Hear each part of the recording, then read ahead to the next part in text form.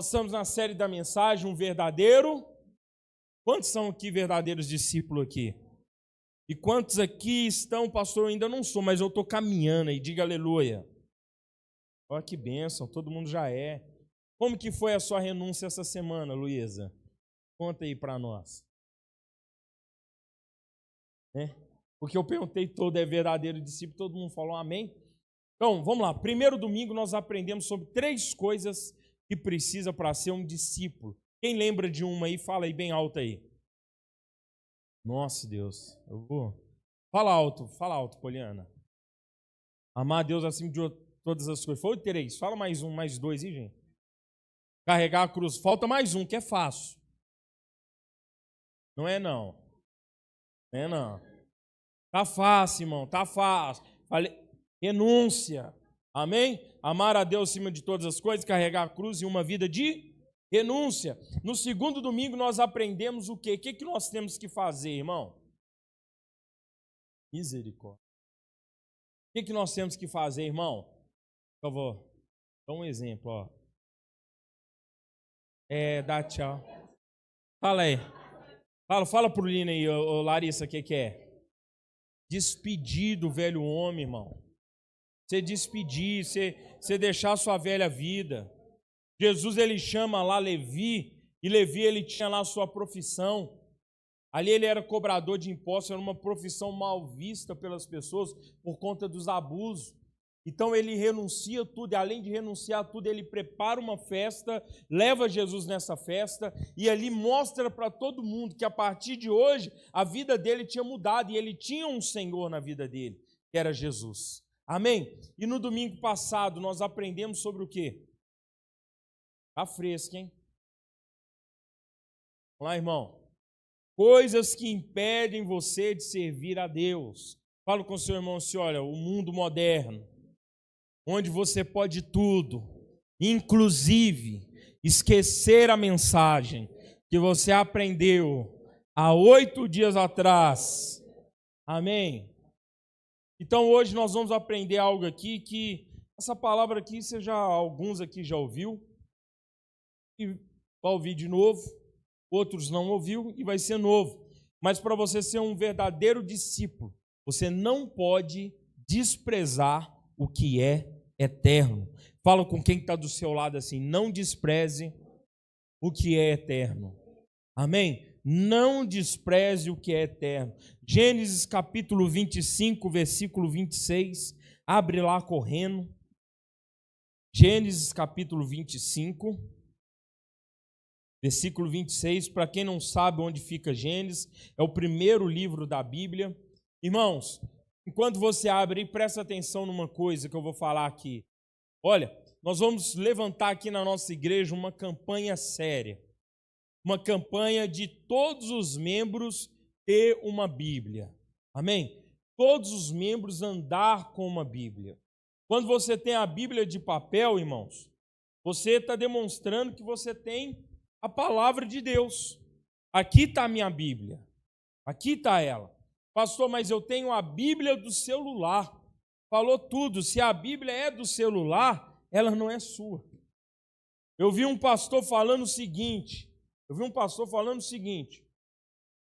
As pessoas que trocaram a Bíblia de papel e passaram a usar apenas a do celular, são pessoas que pararam de ler Bíblia em casa. Isso, irmãos, pode ter uma exceção aí, mas é bem provável que seja verdade. Bem provável. Então, nós vamos fazer aqui uma campanha de todos ter uma Bíblia. Independente se aqui atrás coloca o versículo, independente se no seu telefone tem, você vai trazer a sua Bíblia. Amém? Você vai trazer a sua Bíblia. Você precisa de ter, você precisa de anotar. Por que tem muita gente que não lembra da mensagem? Primeiro, porque muitas vezes está no celular. Segundo, porque ele não faz muita questão de guardar, de lembrar a palavra. Eu, quando vou ouvir outro pastor, irmãos, eu estou sempre anotando. Eu guardo e uso aquilo que eu aprendo.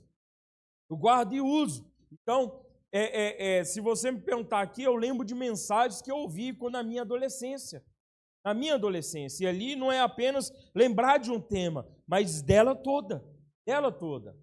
Então, nós vamos fazer essa campanha de cada um ter uma Bíblia, estilo essa da Karen aqui, ó, toda marcada, entendeu? Toda escrita, porque significa que você está lendo ela, que você escreve, que você rumina ali a palavra de Deus. Amém? Gênesis capítulo 25, acharam? Vamos lá, no versículo 26, diz assim: E depois saiu o seu irmão, agarrado a sua mão ao calcanhar de Esaú. Por isso se chamou-se o nome Jacó, e era Isaque da idade de 60 anos quando os gerou. Vai lá no versículo 31. Diz assim: Então disse Jacó: Vende-me hoje a tua primogenitura. E disse Esaú: Eis que estou a ponto de morrer. Para que me servirá a primogenitura? Então disse Jacó: Jura-me hoje. E jurou-lhe, e vendeu a sua primogenitura a Jacó. Jacó deu pão a Esaú e o guisado de lentilhas. Ele comeu, bebeu, levantou-se e saiu. Assim desprezou Esaú a sua primogenitura. Olha aqui para mim, irmãos, presta bem atenção numa coisa. O que é essa primogenitura, pastor? Era uma bênção que o filho mais velho tinha. A primogenitura, irmãos, era uma autoridade que o filho mais velho, ele recebia quando não tinha mais o pai. Quando ali o pai não estava, toda a autoridade do pai passava para o primogênito. O primogênito virava o senhor da família. Mesmo tendo a mãe viva, ele era o senhor da família, ele era o pai, ele tinha autoridade. Toda a riqueza do pai não ia para uma partilha para todos os filhos, não, ia para o filho primogênito. O primogênito, ele era diferenciado por conta dessa bênção. E a Bíblia fala assim que Esaú era o filho primogênito, ele era o primeiro filho, e ali ele tinha a bênção sobre a sua vida. Nós não vamos entrar nesse detalhe já de quando, como eles foram gerados, como eles nasceram, Jacó querendo a bênção, não vamos entrar nesse detalhe. Mas o que nós vamos entrar aqui hoje, sobre aquilo que Esaú ele fez. Esaú ele toma uma decisão fora do normal. Esaú ele toma uma decisão de abrir mão daquilo que era dele por direito. Fala com seu irmão assim: que loucura é essa de Esaú? Não, fala com vontade. Ele abriu mão, vamos lá, ele abriu mão da bênção que estava sobre a vida dele.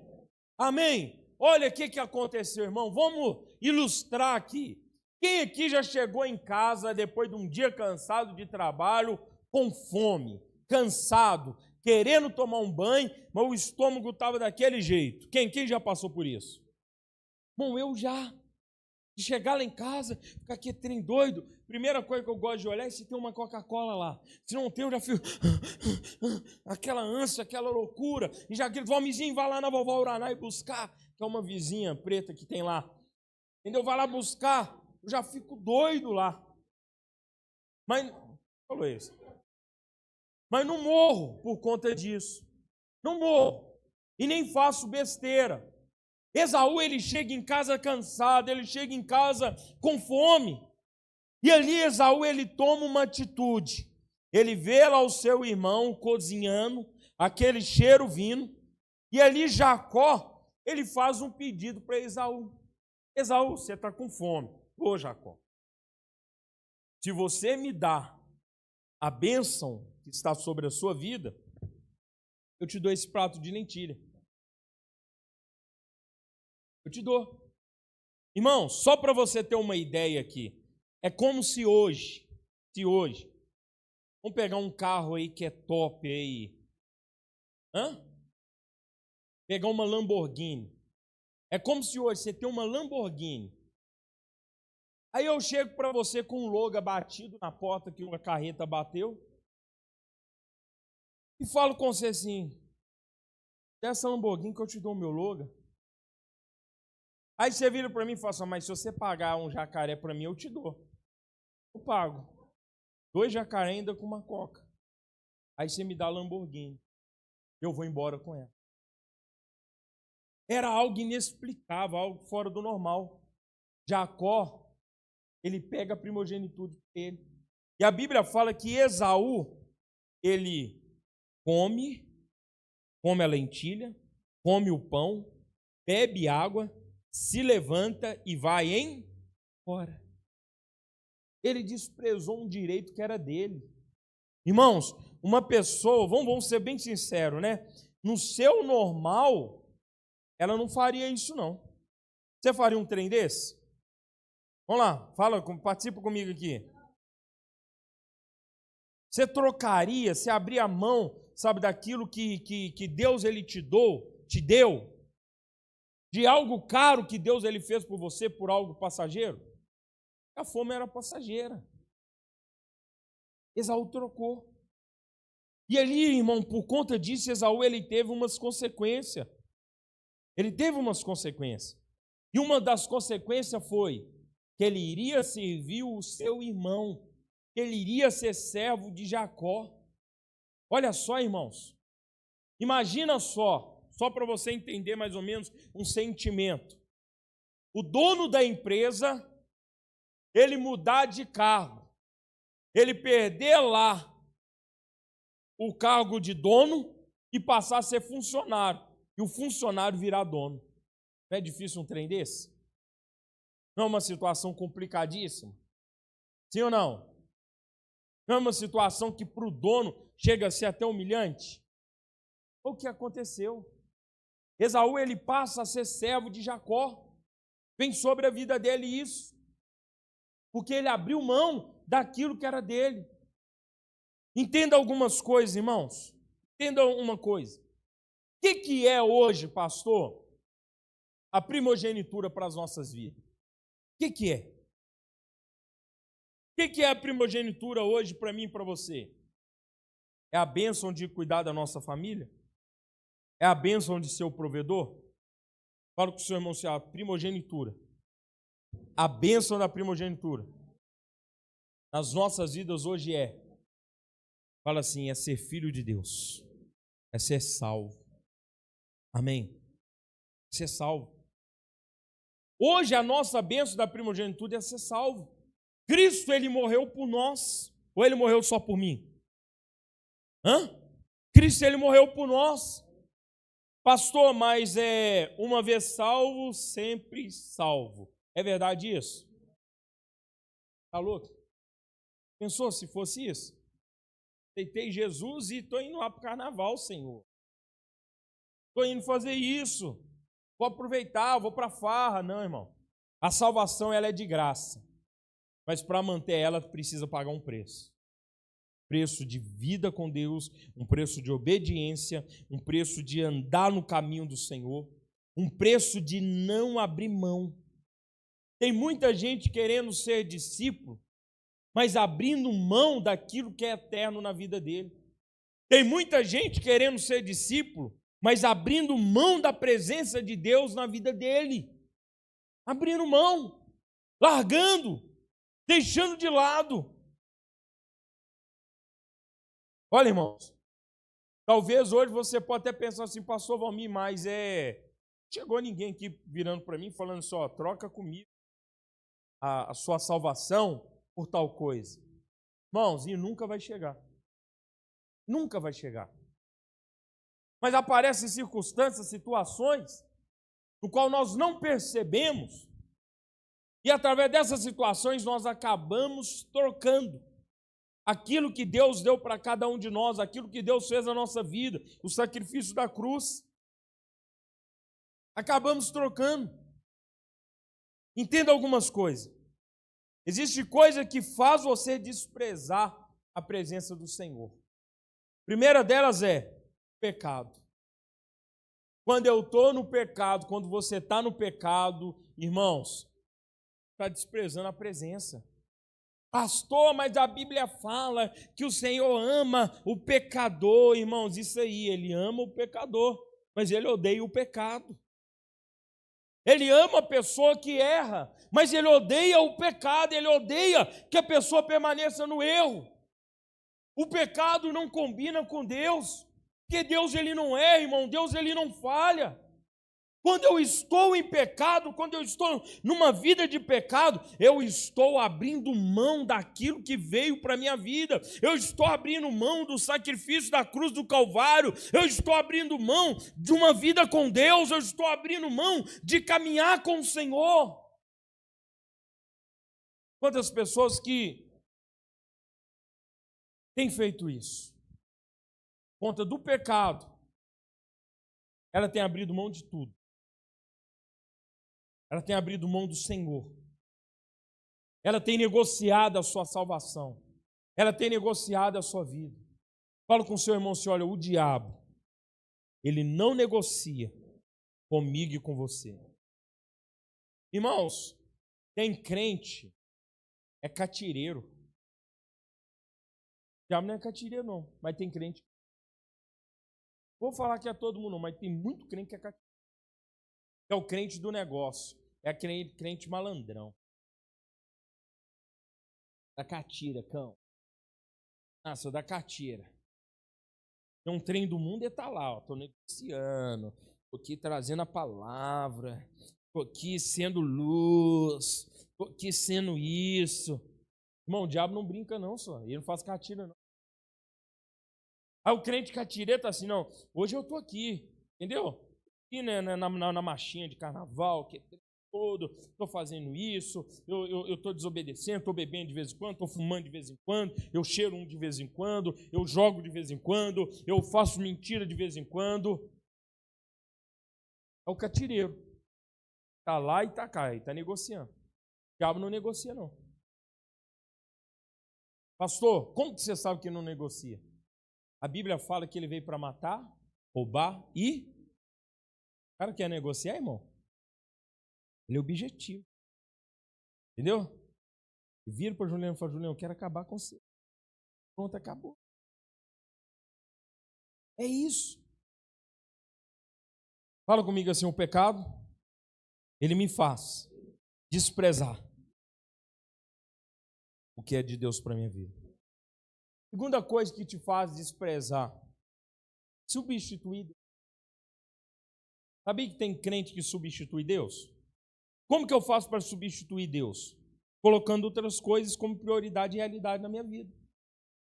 Substituir Deus. Tem gente que despreza a Deus. Ele troca as prioridades. Nós falamos isso semana passada. Irmão, se a sua prioridade na sua vida não for Deus, vou falar um negócio, você não está 100% errado. Está 1000% errado. Você está substituindo Deus. Deus, ele não foi feito para ser substituído. Deus, ele nos fez para ser Senhor das nossas vidas. Deus, ele não ele não nos gerou para ele ser uma opção na nossa vida. Mas Deus, ele nos fez para ser o Senhor da nossa vida. Tem muita gente que substitui, pastor, tá, mas explica, como que substitui Deus? Sabe como? Quando você decide realizar o seu sonho. Você está lá naquele conto de fada.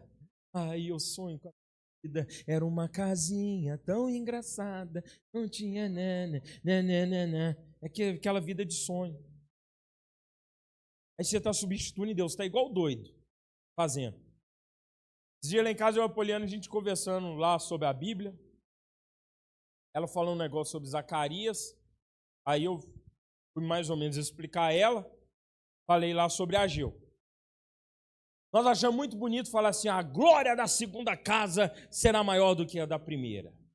Pô, isso daí não é um versículo assim que você achar que é tudo top, não. Não era nem para ter a segunda casa. Só teve a segunda porque na primeira a turma resolveu substituir Deus. Resolveu resolver a vida dela. Deixa eu resolver minha vida aqui primeiro, Senhor, depois as suas coisas. Aí sabe o que começou a acontecer na vida deles? Deus começou a reter. Presta bem atenção uma coisa, irmãos. Quando eu largo a presença de Deus, quando eu abro mão, quando eu desprezo a presença de Deus, vou te falar uma coisa, fica triste não. As coisas na sua vida, aparentemente, pode parecer que está funcionando normal, mas não se assusta se com o tempo você perder emprego, você perder família, você perder tudo. Pastor, mas Deus é tão ruim assim? Não, Deus não é tão ruim não. É que o diabo é o seguinte, ele só maqueia para você, para depois te tomar tudo e deixar você no pó. Para te arrebentar, para te destruir. Nós não podemos substituir Deus em nada. Quando eu substituir Deus na minha vida por outras coisas, irmãos, é o início da minha queda. É o início da minha queda. Nós somos pastores, estamos na frente da igreja e conhecemos as pessoas. Tem hora a gente vê algumas que você fica triste. Você sabe qual que é o fim. Você sabe o que vai dar aquilo. Você sabe para onde vai? Não, pastor Valmir, mas a sua obrigação, os espirituais, a sua obrigação é orar pela pessoa, a sua obrigação é não deixar isso acontecer com ela. Irmão, presta bem atenção numa coisa. Filho precisa ouvir a voz do pai.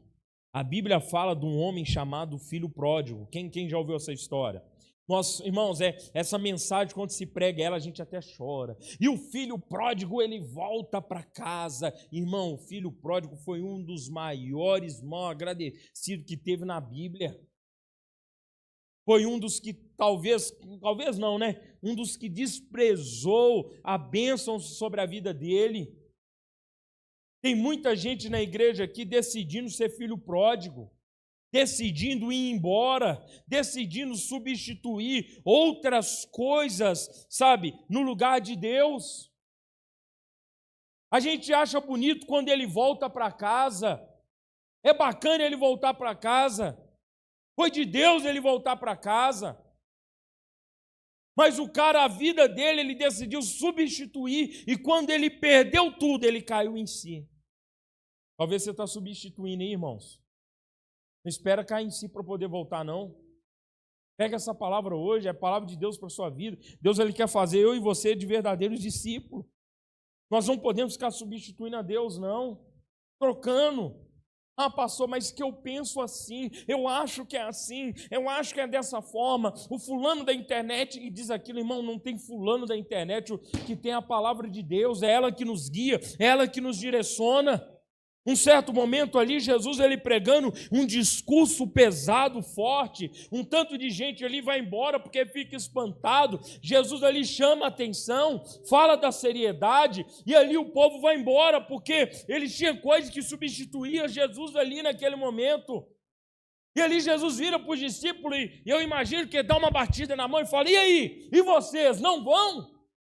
Eles viram para Jesus e falaram: Senhor, para onde nós iremos? Se só o Senhor tem a palavra de vida eterna. Isso é mentalidade de discípulo. O discípulo não substitui a presença de Deus por nada. O discípulo não troca Deus por nada, mas o discípulo permanece firme. Quem está aqui? Terceira coisa, quando a direção de Deus deixa de ser a direção que me guia. Já viu aquela pessoa? E tudo ela pedia a Deus direção? Deus, se for para mim ir, me fala. Se não for para mim ir, me mostra. E a pessoa obedecia. Aí passa um tempo, Deus não é mais a direção dela. Ela já toma decisão por conta própria. É onde que tem muita gente que quebra a cara. É onde que muita gente erra. É onde que muita gente falha. Eu lembro de uma moça lá da nossa igreja. Ela uma certa vez foi no pastor e tudo nela. Ela era pastor, era oração, pastora, pastor, aquele trem todo. Mas um dia, a direção ali da autoridade para ela não foi mais aquilo que guiava. Ela virou e falou assim: eu encontrei um rapaz, tudo, cara bacana. Como que você encontrou? Ela foi num supermercado, eu estava lá embalando as coisas, ele me chamou de linda, e ali eu vi, é de Deus aquilo para minha vida. Não, irmão, não namora, não faz isso, aquilo outro. O pastor deu um conselho para ela: não, é de Deus sim, olha, Deus aí, ó, me abençoando, e o pastor se levantando contra. E eu lembro que essa irmã passa uns tempos, ela chega na igreja toda arrasada. chorando e não contava para ninguém, até um dia que o pastor virou e falou assim: olha, esse cara, ele tirou a virgindade dela. Todo mundo ficou espantado. Olha o que o pastor está falando. Está sofrendo demais. E dito e feito, ela contou que ele tirou a virgindade dela, foi embora e já estava com outro, por conta de decisões erradas. Deus deixou de ser a direção dela. A direção de Deus para a minha vida é a palavra dele. A direção de Deus para a sua vida é através dos cultos, é através da célula. A direção de Deus, ela nunca veio para confortar a minha carne, mas ela veio para confrontar a minha carne. Tudo que é de Deus que confronta a minha carne é porque Deus, ele visa o meu bem. Irmãos, não espera Deus fazer coisas na sua vida para agradar a sua carne, não. Não espera Deus fazer coisas na sua vida que vai deixar a sua carne infeliz, não, irmão. Muitas vezes são coisas que vai entristecer a sua carne, vai entristecer as suas vontades, mas para a sua vida espiritual vai te fortalecer, vai te restaurar, vai te dar força para continuar. Amém ou não amém? Quem está triste, diga aleluia. Isso, você vai melhorar. A alegria vai vir sobre a sua vida. Quarta coisa que me faz eu desprezar o que é eterno na minha vida. Quando a comunhão com o corpo de Cristo, ela deixa de ser diária e passa a ser em ocasião. É o crente que estava junto e agora anda isolado. É o crente que caminhava junto, mas agora ele anda sozinho. E quando fala andar sozinho, não é aquela pessoa que está só na dela. Não, eu não quero ninguém ao meu redor. Eu vou andar só eu e Deus. Não é isso, não. É aquele que saiu da comunhão. E agora a comunhão dele é outras pessoas. A comunhão dele agora é um mundano. A comunhão dele agora é o ateu. A comunhão dele agora é aquela pessoa que bebe, que fuma. Irmãos, aquilo que eu tenho comunhão é aquilo que infelizmente eu vou ser.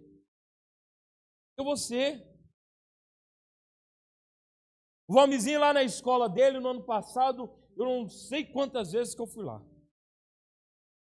Eu lembro que eu sentava na sala lá, o cara ficava falando uns temas, me dava até vontade de rir. Que era cada coisa, irmão. Eu lembro que uma das coisas, o cara falou assim: ô pai, esse chama a gente de pai, aí que dá vontade de ir mesmo. Ô pai, falar, não é pra você fazer nada com o Valmir, não.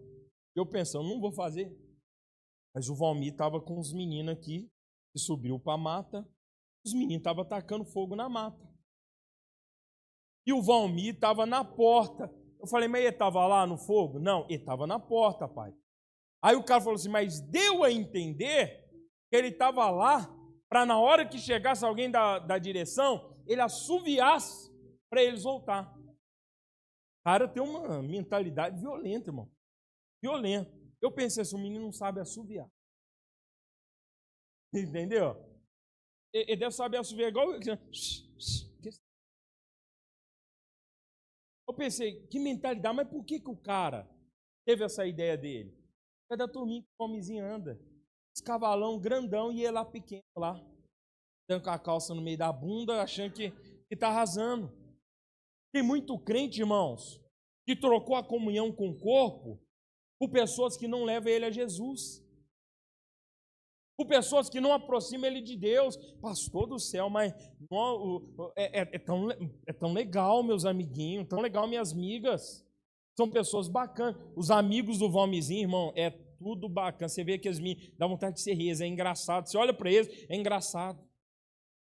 Tem um lá grandão lá que você olha para ele, você já quer rir da cara dele. É bacana demais, irmão.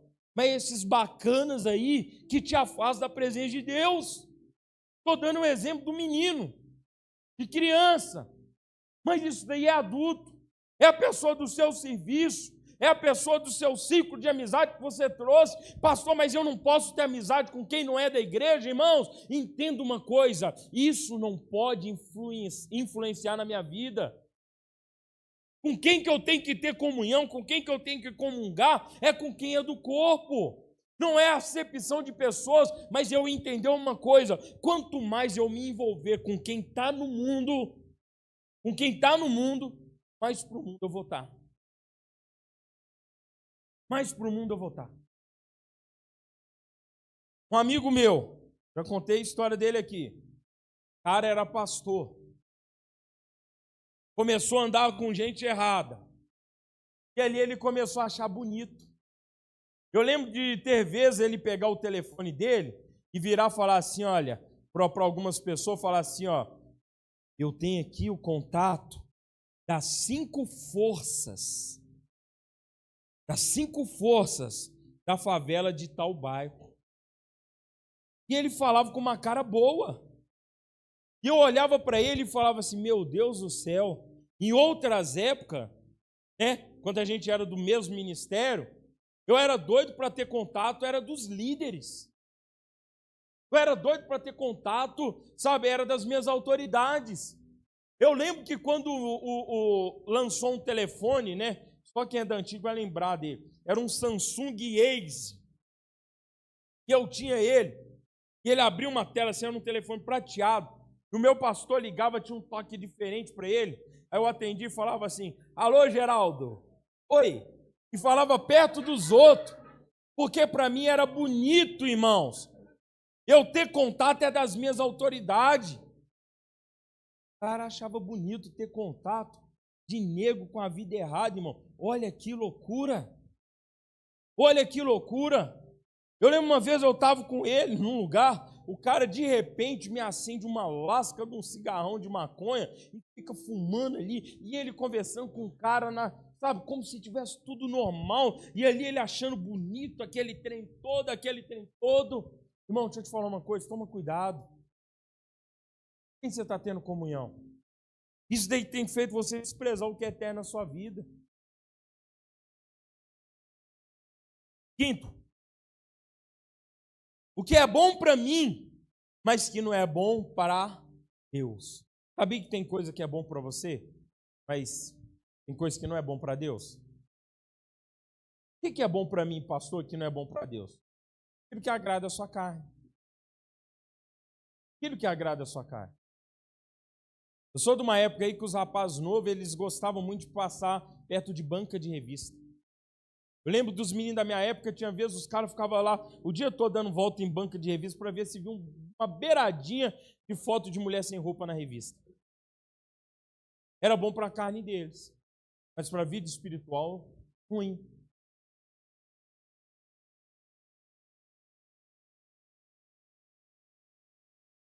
Existem coisas que é bom para nós, ou seja, bom para a carne, mas que não é bom para o nosso espírito. Por exemplo, o que é bom para nós? Não é bom para Deus. Glutonaria. Comer demais. Você almoçar, irmãos, é bom, não é? Sim ou não? Mas já viu quando você resolve jantar igual o almoço? Se você é igual eu, você dorme com a barriga, parece que vai rasgar. Parece que vai rasgar, irmão. Que tem deitado do lado assim, do lado aqui, ó. Você vai dando aquelas rotinhas devagar assim para aliviando. O almoço é bom, não é? Aí você jantar e dormir com barriga cheia já não é. É coisa que aparentemente é bom, mas é ruim. Vai que você morre, tem um troço dormindo. Está no carnaval que está acontecendo aí para a nossa carne, é algo interessante, mas para o nosso espírito é ruim. Torcer para o Galo não tem pecado nenhum, torcer para o Cruzeiro não tem pecado nenhum, ir no estádio também não tem pecado nenhum. Mas a partir do momento que eu troco isso por Deus, faço aí em dia de culto, em dia de célula, aí tem algo errado. Amém? Tudo que fazemos, para a gente terminar, tem uma consequência. Seja ela boa, seja ela ruim. Lá no livro de Romanos fala que o salário do pecado é o quê? É o quê? A morte. Ou seja, quando eu desprezo aquilo que é eterno, eu estou literalmente numa vida de pecado. E aquilo que eu vou receber é uma morte. Não apenas uma morte física, mas principalmente uma morte espiritual. Deus está te chamando para a vida, minha irmã. Deus está te chamando você para a vida, meu irmão. Esaú, no momento, ele não entendia muito bem aquilo que ele estava fazendo e a importância que tinha aquilo.